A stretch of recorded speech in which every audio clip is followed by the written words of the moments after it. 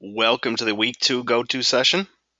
This is the second of 4 sessions we're going to hold for the month. As always, there's a quiz associated with this session, and the quiz questions will appear periodically throughout the presentation. Okay, so welcome to week 2. This will mostly be about some preliminary comments I want to make about what it means to participate in a professional conversation. I also want to talk about issues of voice. But toward the end of the session, we're going to talk a little bit about what you actually need to do for Sunday, the upcoming assignment. So let's not waste any time and get right into it. Okay, so if we think about what we did last week and what we talked about in last week's session and what we're going to be leading up to this week, which is you actually drafting, taking your outline and turning it into an actual essay. If you haven't realized already, what we're really talking about this month is participating in a conversation. After all, if you think about it, there's a conversation happening right now, as the slide indicates. In the old days, pre-internet, conversations occurred as well. And I'm talking about like professional conversations that occur, for example, within your industry.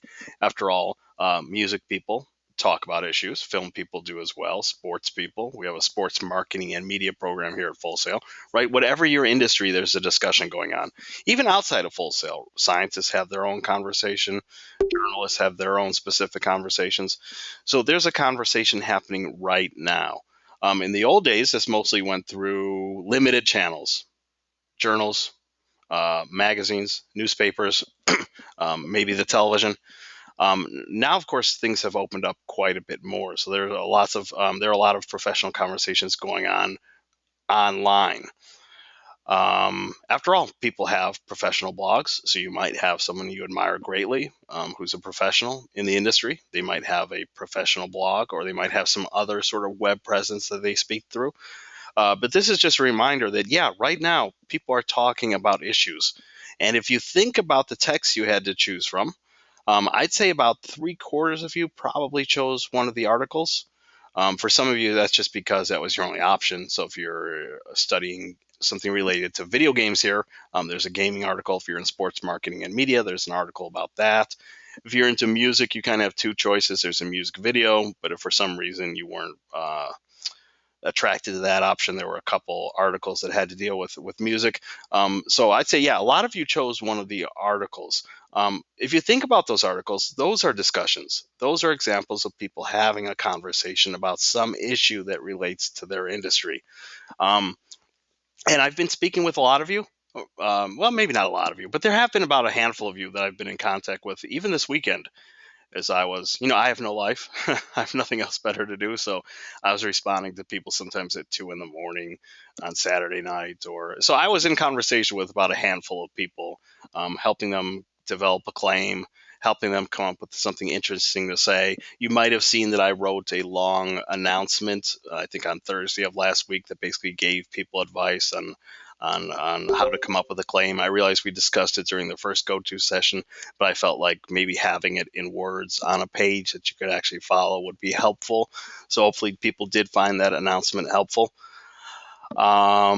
I just lost my train of thought there for a second. Oh, but the thing I kept revisiting to people is that even though I had that long announcement, even though I sometimes can get a little bit wordy, or I can explain things endlessly, I did tell a number of people, just keep things simple. What I'm really asking people to do this month is to join the conversation that's already ongoing. So, for example, if I get away from my presentation for a second, here is the video game article, right? Games, stay away from art, please. Okay. This person, Eric Zimmerman, he's basically starting a conversation. He may also be continuing a conversation, which in fact he is, right? He kind of argues. By the way, I know that not everybody's familiar with this article because you might be in another industry, but basically it's about the age-old debate about games and art and whether video games can be considered art. So in a way, he's not even just beginning the conversation. He's sort of continuing a conversation that's been ongoing. But his specific article is also a continuation of that conversation, which you can then respond to. Here's a piece, music piece from the New Yorker called "Who's the Realist?" It's about realness and authenticity in hip hop. Okay, so again, this is someone kind of joining in the conversation. And so I told a number of students that even though it may seem like I'm overwhelming you with information or advice or suggestions or tips, keep things simple.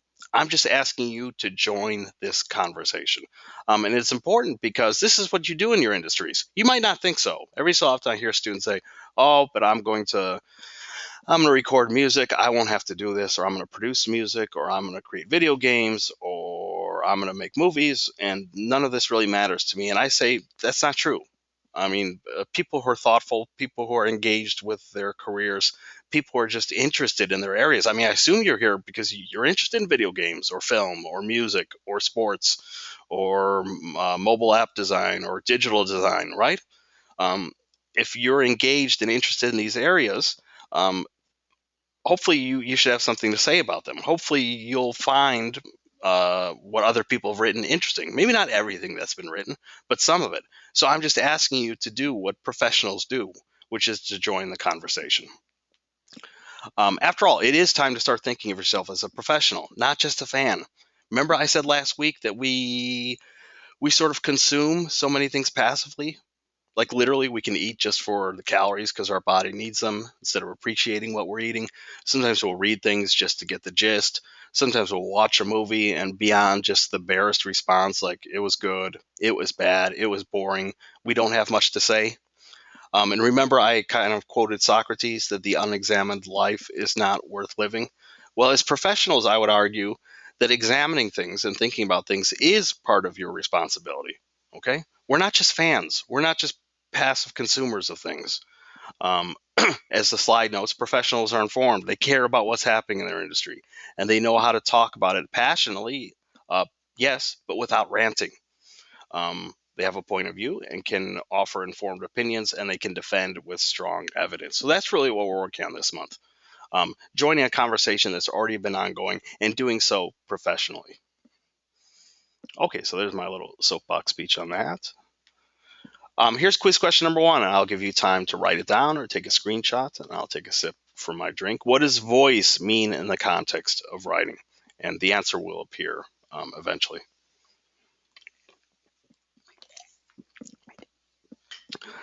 I want to talk a little bit about voice because obviously you have a voice. But if you haven't noticed already, again, I'd say about 3/4 of you chose one of the articles. The articles have a voice to them. If we look at any of the specific pieces, like let me go back to the video game article, you can hear his voice, even in the first line. Games and art, art and games. Do you feel your eyes rolling involuntarily to the back of your head? Right? I mean, he's already, you can feel that there's a real person behind these words. Or for example, later, excuse me, here's talk about how art can be anything from surrealistic language games to Piero Mazzoni's in a can to Chris Burton's performance of shooting himself with a gun. You can find it all in art history books.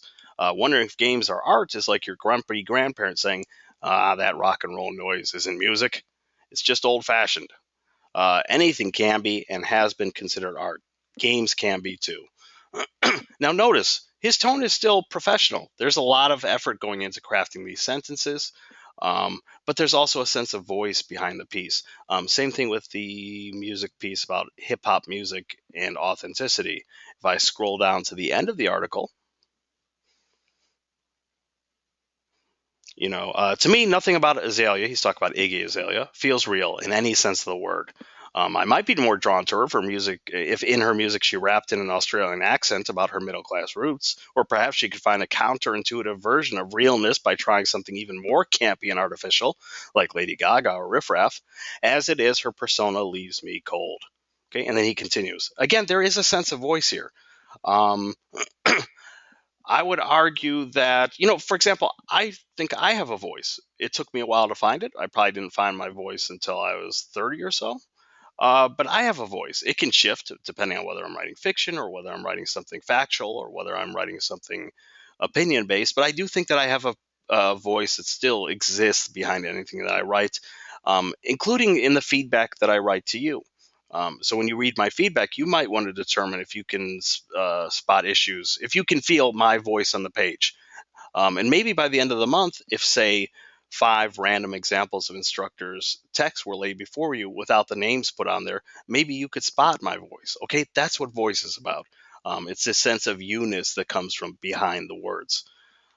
Do be careful though, because yes, you do have a point of view, and I certainly want to hear it, and I certainly want to hear you develop and shape it. But voice actually requires a lot of control. Dominic sent me a private message saying, "How do you recognize your voice?" This is going to be the most frustrating answer ever. You just you come to find it. For me, it meant imitating a lot of people that I admired. So early attempts at writing, and I was pretty passionate about writing. So maybe some of you aren't as passionate or don't spend as much time reading, but I read so much that there were actually writers that I admired. And so some of my early attempts at writing were just sort of pale imitations of them. But eventually I just kept writing, that my own voice just sort of shined through.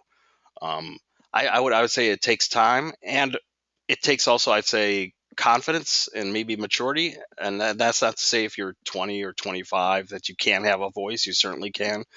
But I do think it comes with a sort of confidence in yourself.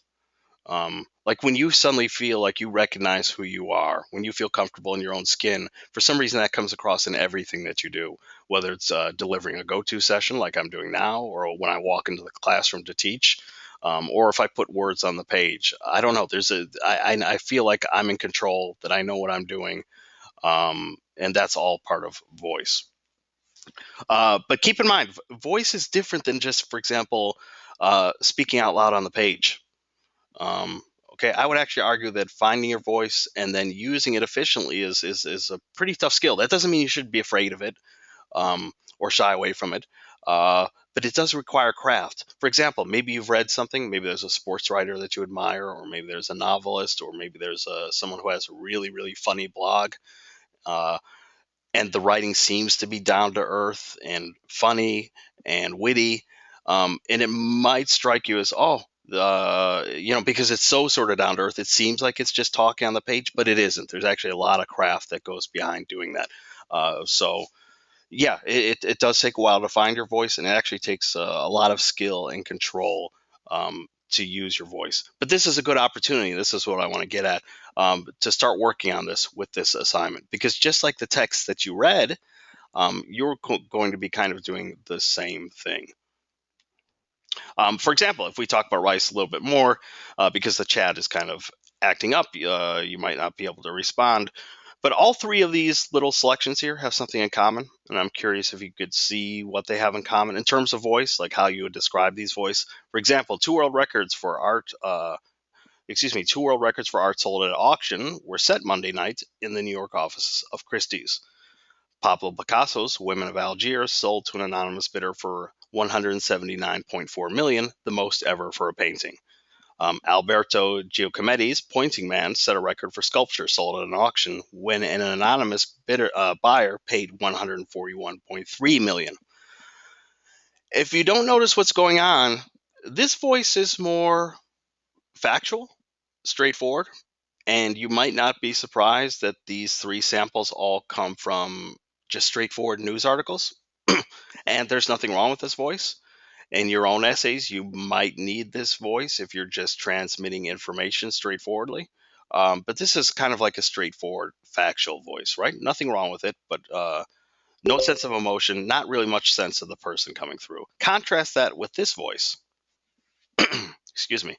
As I ate the oysters with their strong taste of sea and their faint metallic taste that the cold white wine washed away, leaving only the sea taste and the succulent texture, as I drank their cold liquid from each shell and washed it down with the crisp taste of the wine, I lost the empty feeling and began to be happy and to make plans. Okay, so much different, right?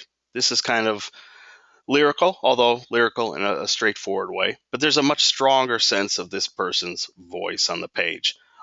You'd probably not be surprised to find out that this is an example of literary writing. Okay, this comes from a short story. Specifically, it comes from Hemingway. If anybody's read Hemingway, you might even recognize the style, which is that combination of almost straightforwardness, but so straightforward and strung together that it does have a kind of lyrical quality to it.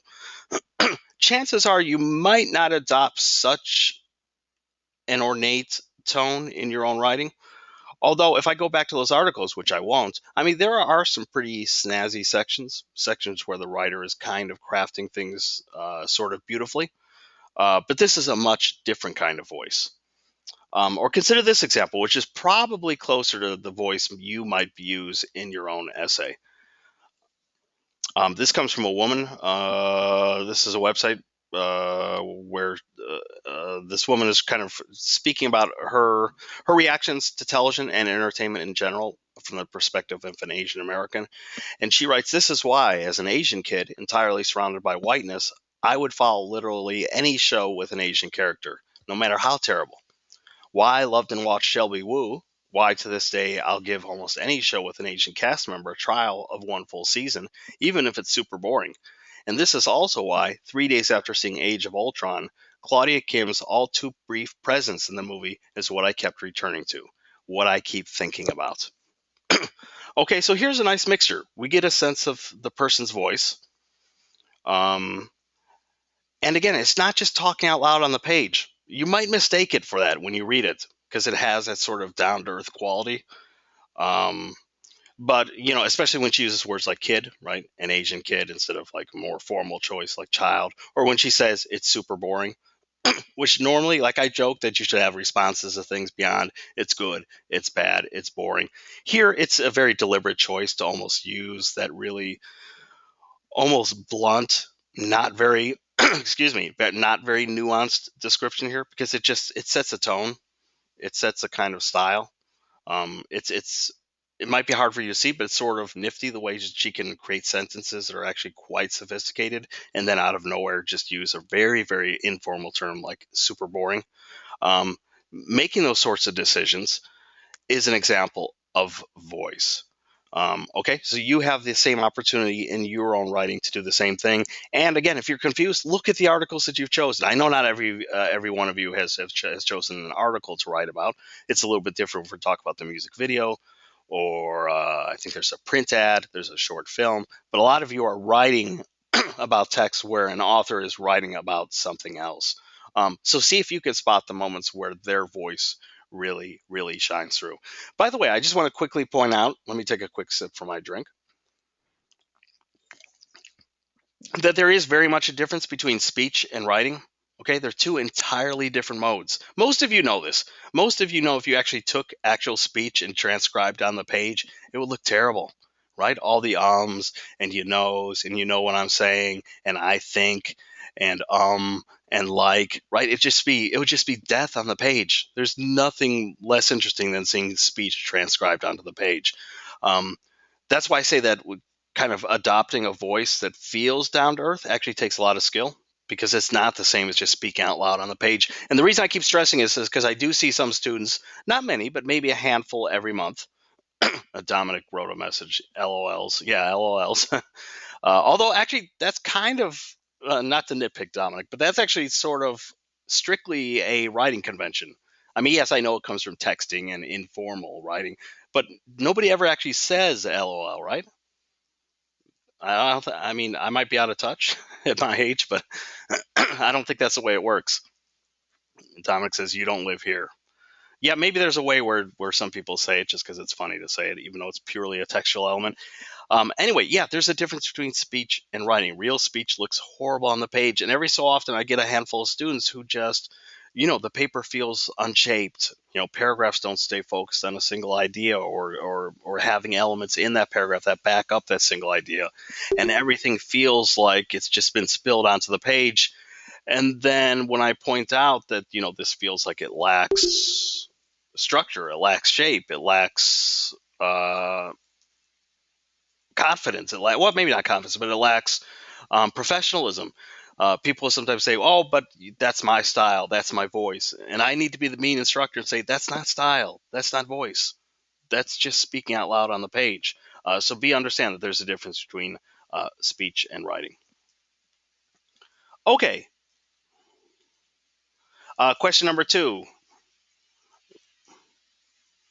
What are the 3 main types of persuasive appeal? Okay, we're going to get into that next. The quiz question number 1, I think it appeared on one of the slides.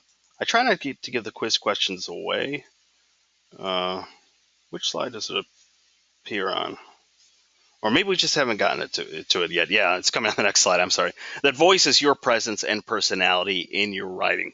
That should seem pretty obvious, and I think nobody really stumbles over that quiz question, but just to highlight where it is. But here's quiz question number 2.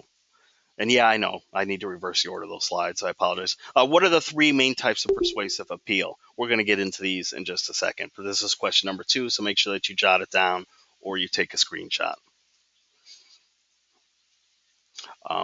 There's the slide again. Voice is your presence and personality in your writing. Again, I'm not trying to scare people away from voice. I want you to have a better understanding of what voice is and what it is not. But yes, certainly take advantage and use this as a way to explore your voice. Begin finding your voice. Because voice is very much connected to audience, who you're writing to. Sometimes the issues that I see in unfocused voice when people are just speaking out loud on the page is that it's not really satisfying the requirements of what your readers would want, right? So that New Yorker piece that I just showed about realness and hip hop, or the video game article, like there's a specific audience invoked there. I mean, you can assume that the readers are probably educated, if not formally, meaning that they've perhaps gone to college, that they're still pretty bright people, that they're people who want to sit down and read about these subjects. In the case of that hip hop article, that was published in the New Yorker. I don't know if you've heard of that magazine or not, but it's a pretty highbrow magazine, right? It has a very, very educated readership. So knowing your audience and what specifically could appeal to them is an important part of voice. So when you just sort of speak out loud on the page, that might not be the most effective way. Um, Remember, we're talking about professional voice, and a professional voice can take a range of different modes. It can be down to earth. It can be, well, I'm going to put the article back up real quickly. Right, so this guy writing about video games and art, he can risk sometimes being a little bit informal, or making a kind of down home comparison, wondering if games are art is like your grumpy grandparent saying blah blah blah, right? I mean, he can get away with these kinds of things because even though it seems like he's being informal or he's making a joking comparison or his voice is coming through, it's still a professional voice. So maybe that would be my main piece of advice, that your voice stays professional. So let's review the 3 means of persuasion. They have fancy Greek words. Does anybody want to show off from the reading what one of those Greek words is? You don't have to, but there's usually a person who remembers one of them. And I don't care if you remember the fancy Greek words. You kind of do need to remember them for this quiz. Okay, Corey mentions one. Pathos. Good job, Corey. Maybe that will trigger the other 2 for some people. But yeah, David Stover says ethos. Good, bingo. Got 2 of the 3. And which one are we leaving out? Brad says informos. I don't know if that's a joke. If I'm laughing, I'm sorry, Brad. But no, that's not one of the 3. So let's talk about them. Someone mentioned the first one, which is pathos, which is just a fancy way of saying emotion.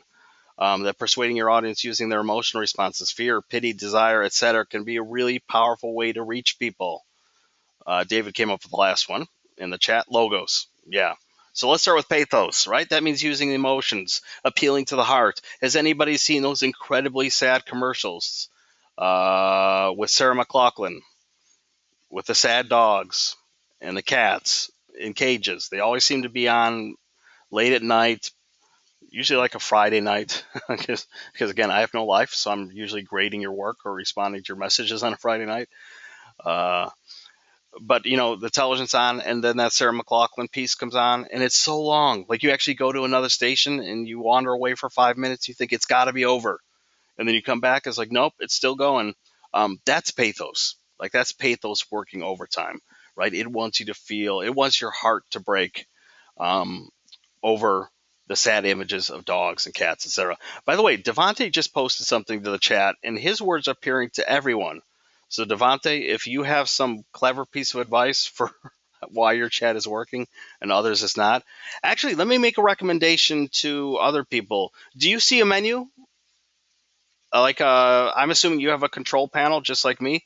If you have the goal to training, do you see a menu? up above that you can choose things.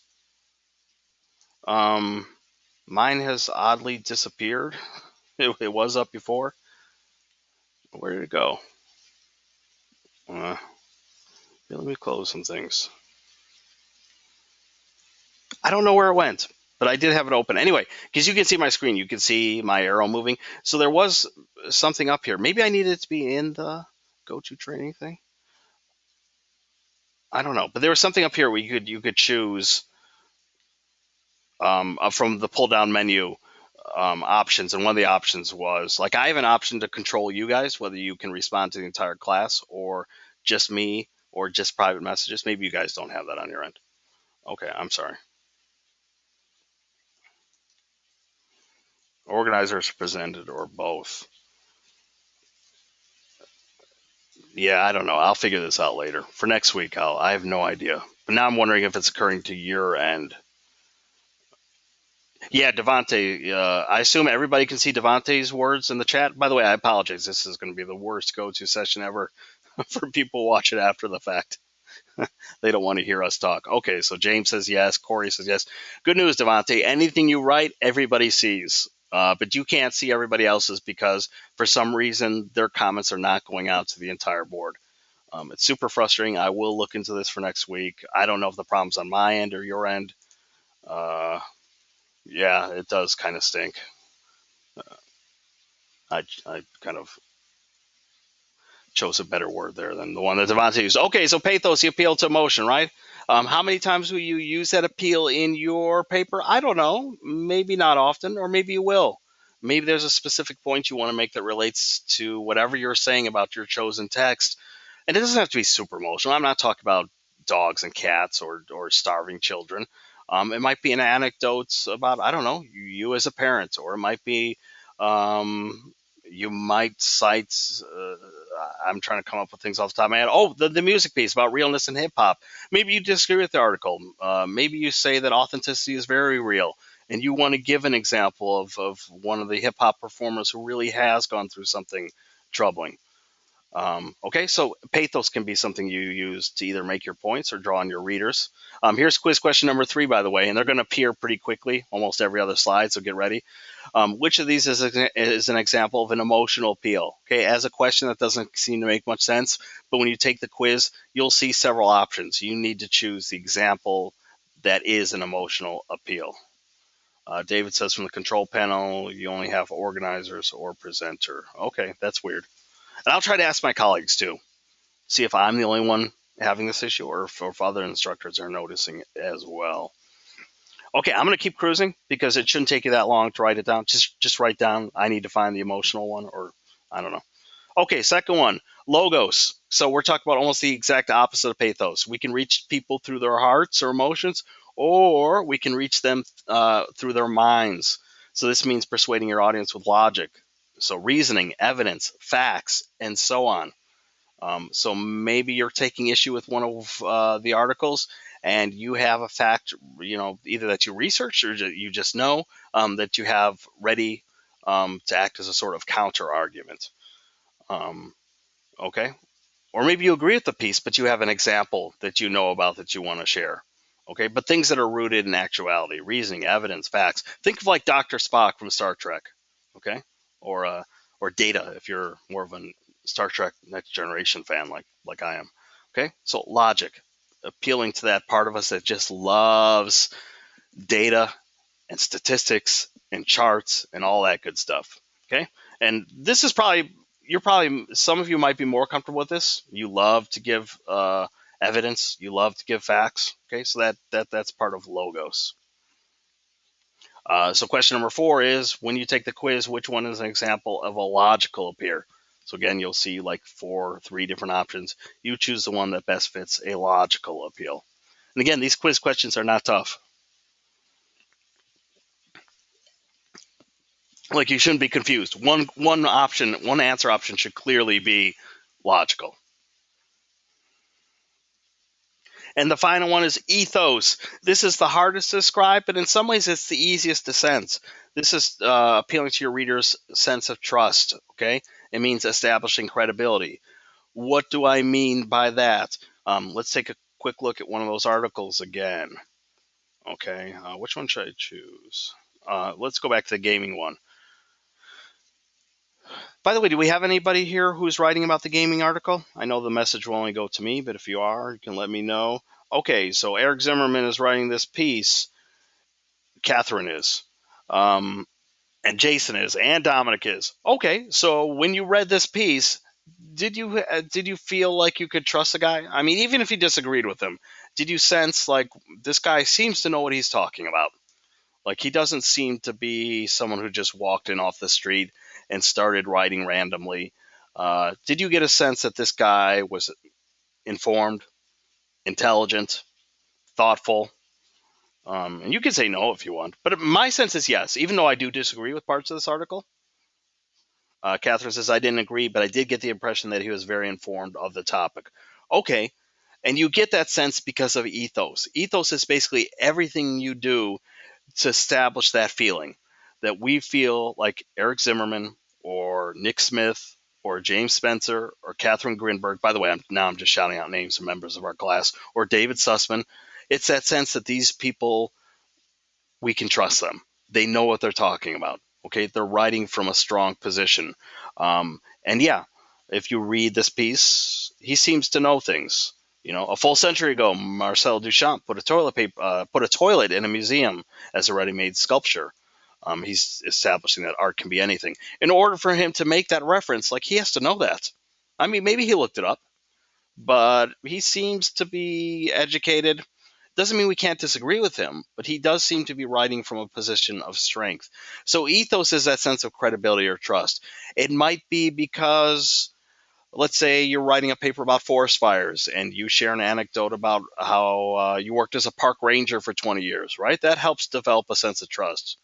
Um, or maybe you're writing an article that has something to do with censorship in music and you want to share an anecdote about being a parent.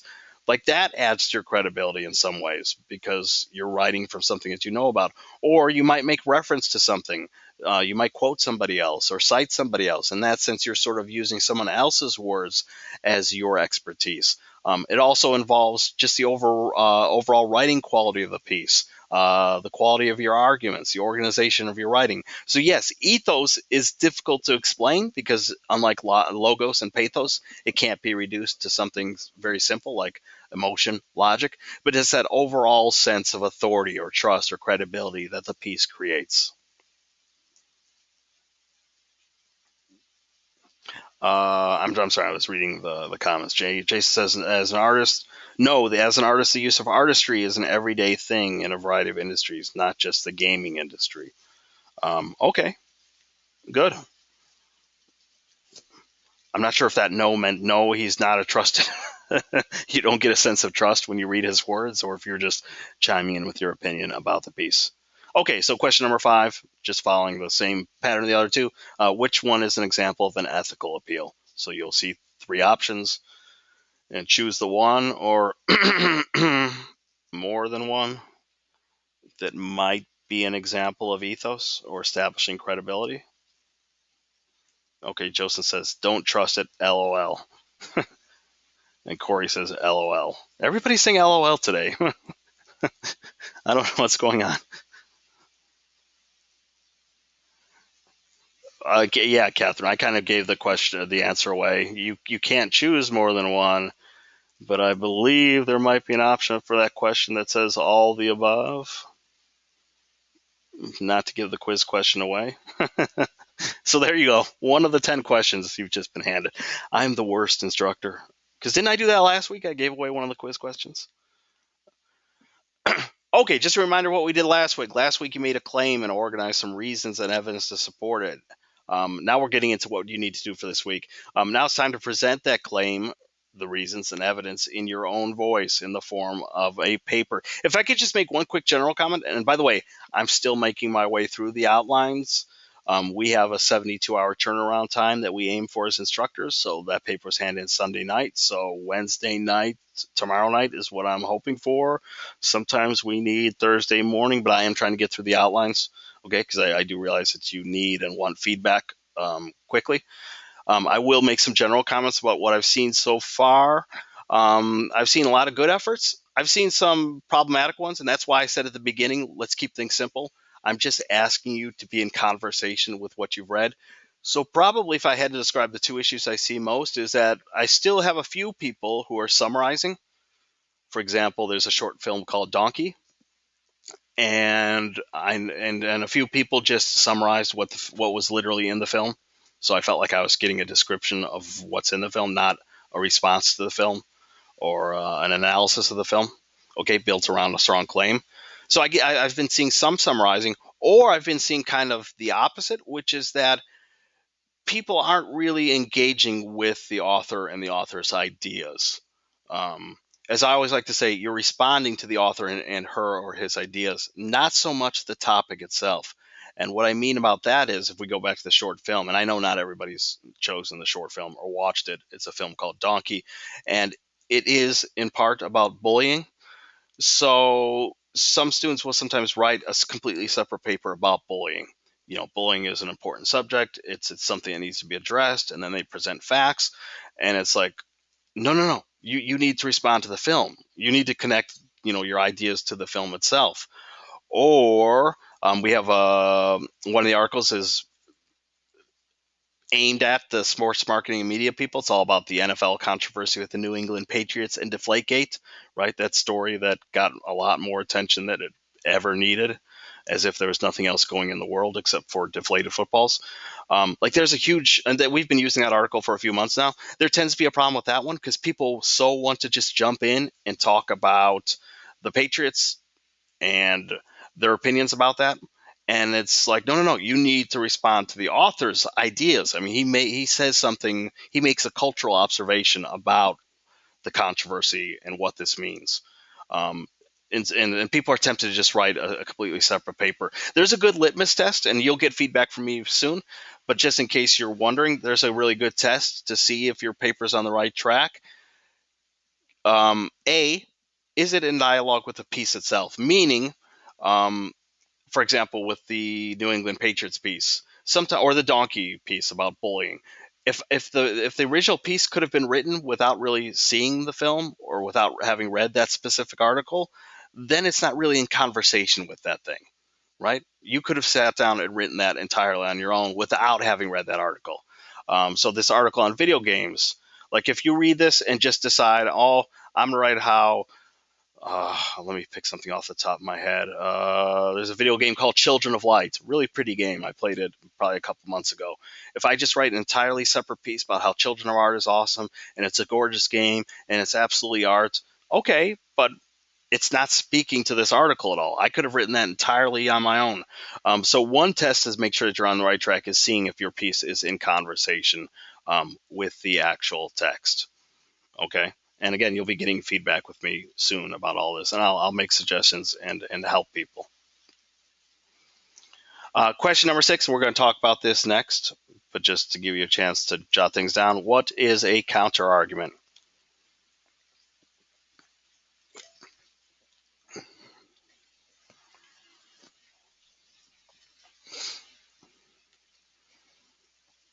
As this slide says, part of the understanding your audience is understanding how they might disagree with you, get defensive, or have valid claims of their own.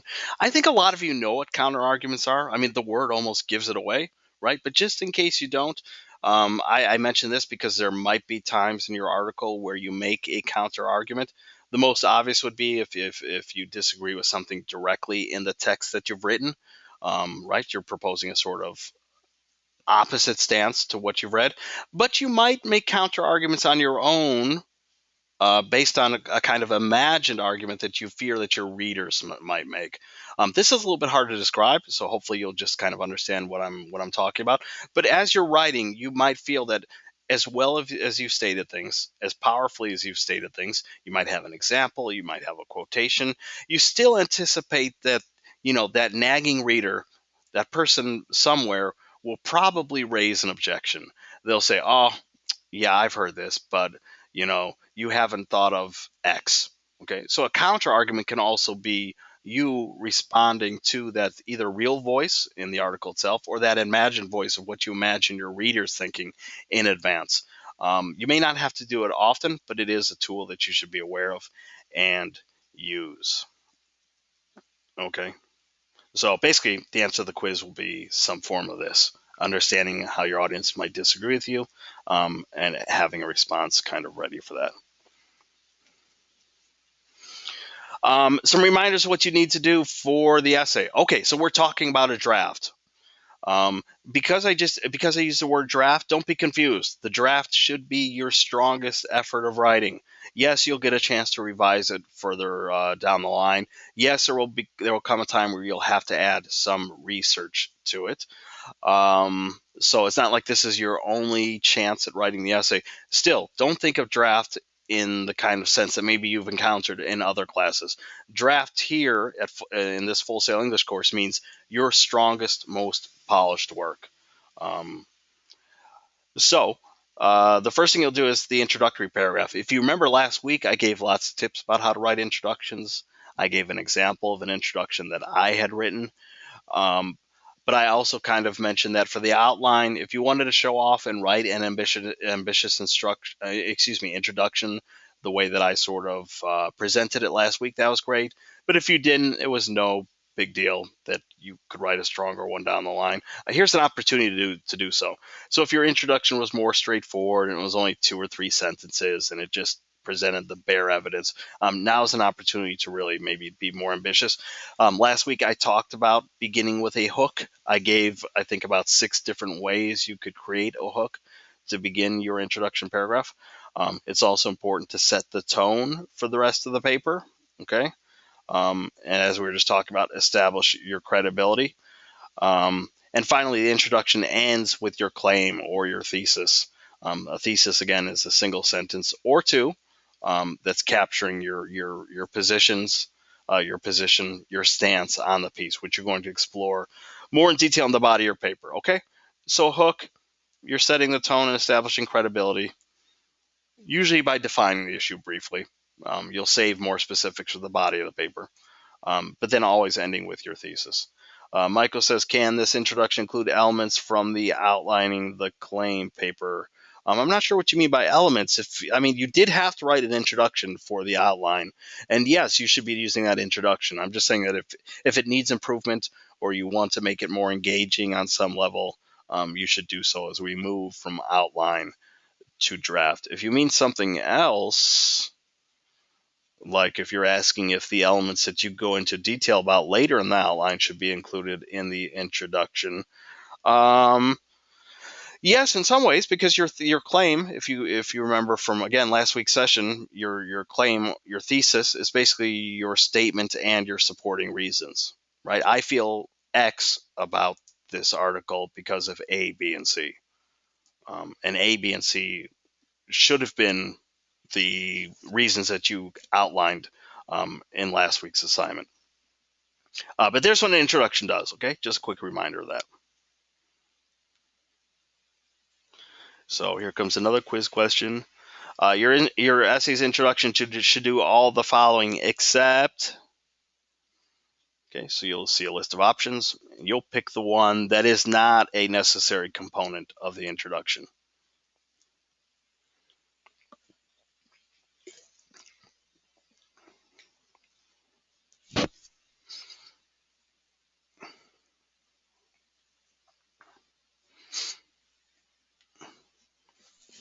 Okay, now the cool thing is that I'll look at your outlines and I'll give you lots of feedback. If your outline looks more or less solid, then you're ready to go because you actually have the complete structure of the paper ready. You have an introduction, you have your thesis.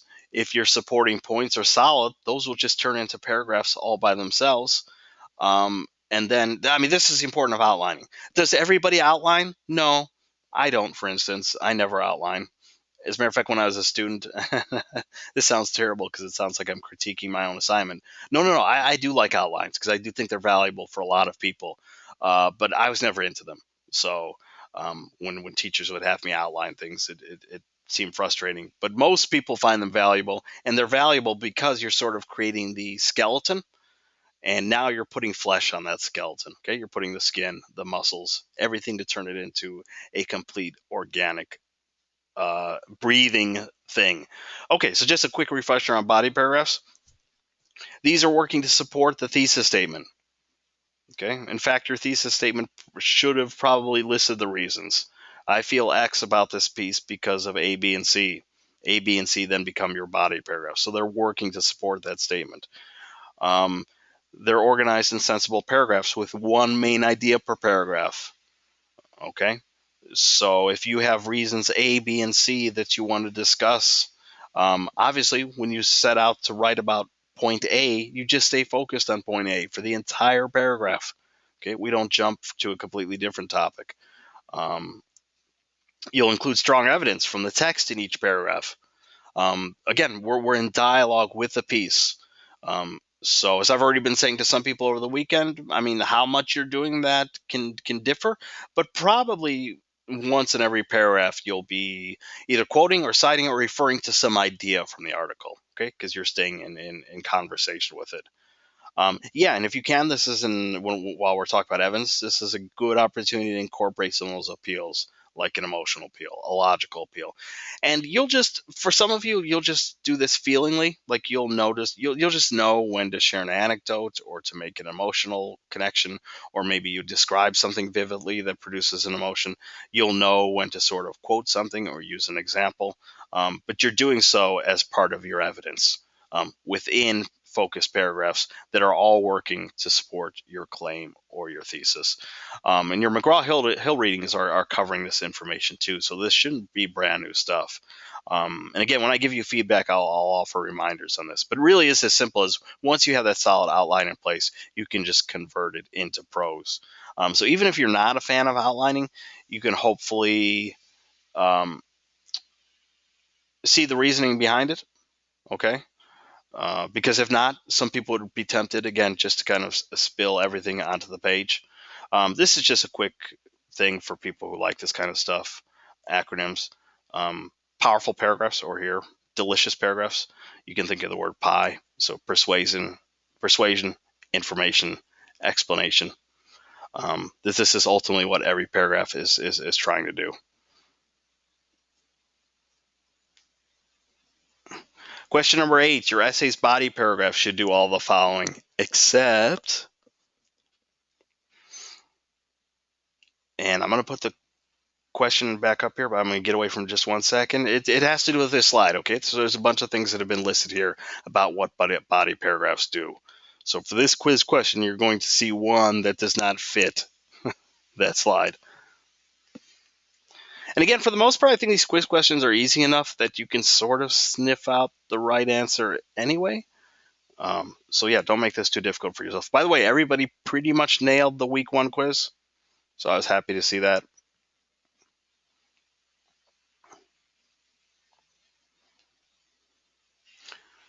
Quiz question number 9, what does PI stand for? Let me go back to that slide because I sort of blew past that one.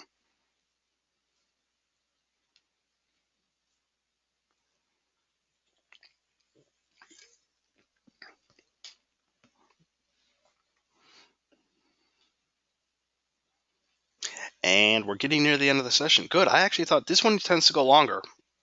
And we're almost done. Yay. Okay, quick reminder what's due this week. Tuesday, there's an academic honesty quiz. Actually, you all completed that.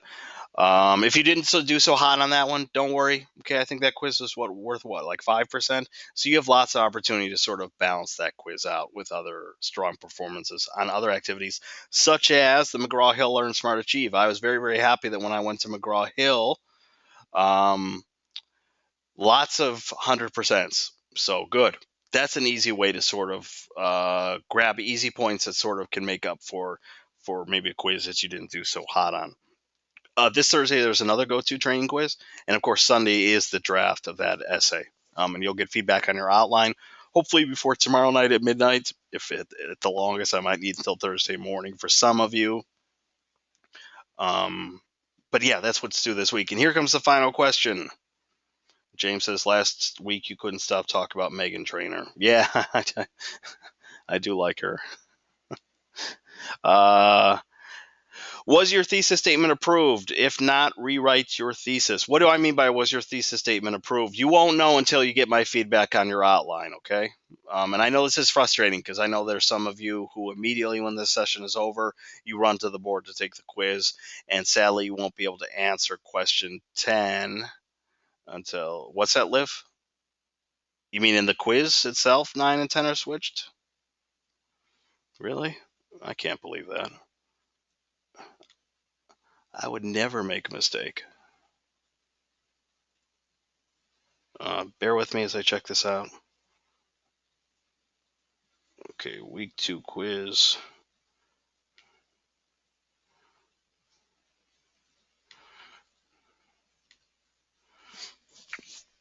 Let's see, question 9. Well, question 10 mentions, was your thesis statement approved? Right? Are you not seeing it this? Okay, it must be the other section. Okay, this is section. I have 2 classes. This is section 2. So section 1, maybe things are backwards. Bear with me. I know this isn't fascinating stuff to watch. Catherine, are you in that last? You may not know what section you're in. Are you and Liv classmates? You're in section 2. Okay, I apologize. It looks like something happened with section 2 when I set things up, and those questions got out of order. Or section. Really? Why is it on my end I'm seeing question 10? So for you on your end, you're not seeing question 10 saying, was your thesis statement approved? You're seeing what does pi stand for?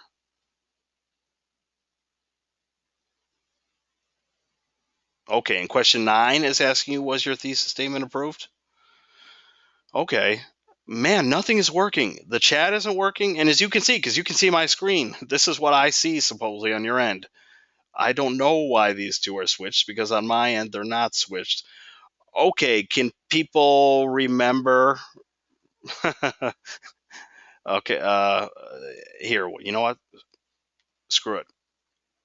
Everybody gets free questions tonight.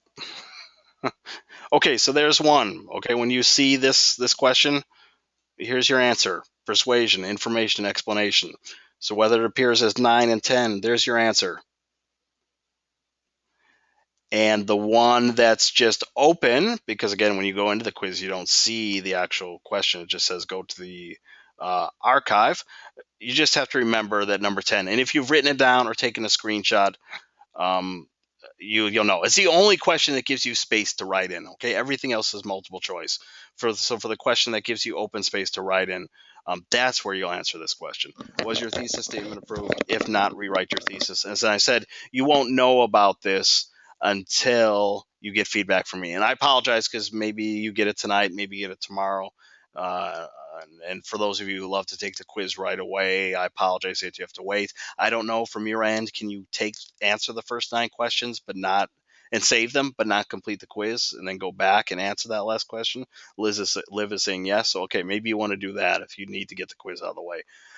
So was your thesis statement approved? Basically, you'll get feedback. I'll either give you a thumbs up saying awesome, keep working, this looks great, or if not, I'll be giving you suggestions. So if you just summarize something and didn't come up with a specific thesis or claim, I'll be letting you know. Or if you wrote something that's not in conversation with the article, I'll let you know. And by the way, I said this to another, and I'll end on this. I said this to another student. It's not like I'm sitting here waiting for you to come up with a specific thesis or claim that meets my personal standards. Okay, it's not about that. I just need something that is in conversation with the piece and is, like we covered last week, defensible, debatable, and focused. If you can do that, I don't have to love it. I don't have to think it's like earth-shatteringly new. It just has to do those things. And as soon as I see that, I'll let you go. I'll let you run with it. Okay, because I, like you, I'm much more interested in just getting your work and responding to it in other ways. But yeah, people can't just go off and write a completely separate essay that really has not much to do with the article, or just writing a summary. That's not very challenging.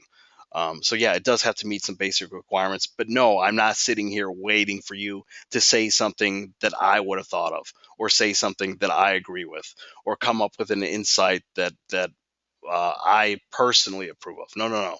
But I'll let you know all about this in my feedback. So if I had concerns, you use this space to rewrite your thesis. This is your sort of another chance for me to yet again give you feedback on the direction of your paper. Okay. And the cool thing about this is that, like, it's, nothing's ruined. We're trying to identify these issues early on so we get you on the right path, so we can move forward.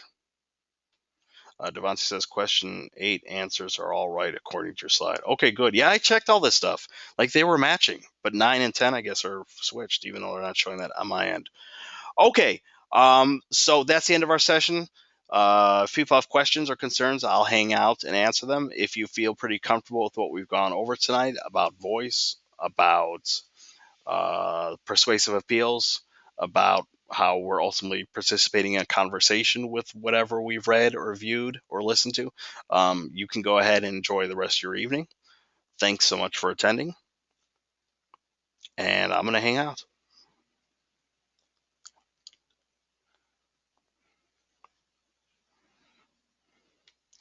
Let's see, did I miss anything in the chat? Oh, Catherine was saying that she wants to look at the slide about the body paragraphs. There's that slide if Catherine is still in the room.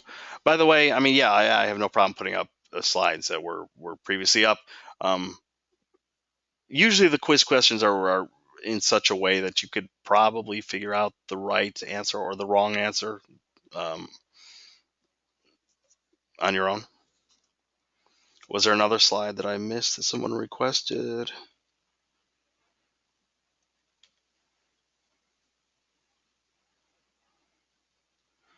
Jason earlier said, what do we put down? It's due by tonight. No. The quiz is due by Thursday night.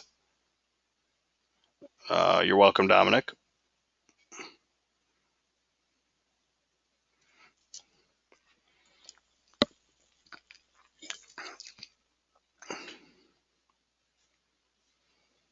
What day is today? Today's Tuesday, right? Yeah, there it is, Tuesday. So yeah. The quiz is due Thursday at midnight. So that gives me tonight, all day tomorrow, to get you feedback on your outline so you can answer question number 10.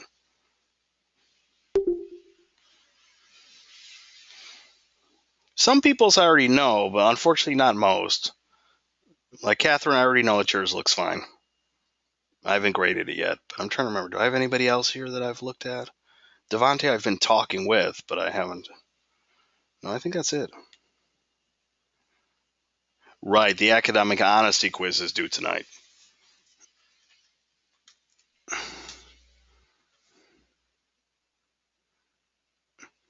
Catherine, all of the answers in 8 seem to match the slide. It's like the worst quiz ever.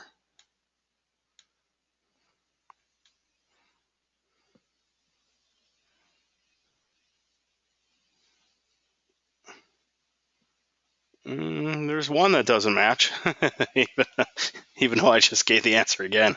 The good news is so many people have exited the room that maybe they didn't notice or saw. Oh, although the recording is still going.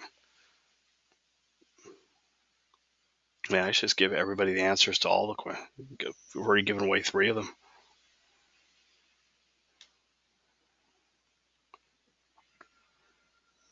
Yeah, I'm not going to do that. But the quiz is super easy. I mean, I think these quizzes are kind of a breeze. So I apologize for the questions getting switched around, although you can see my screen. They're not switched around on my end. Okay, any final questions, people, before I close things out for the night? I'm not trying to kick people out. Just said the sooner I can start processing this.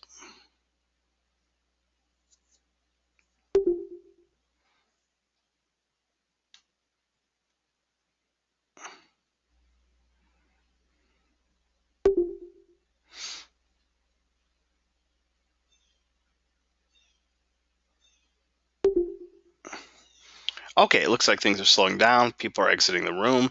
So I'm going to go ahead and end the session, guys. If you have any questions, just message me. You've probably seen that I'm already pretty fast at getting back to people. So have a good night, people. Adios.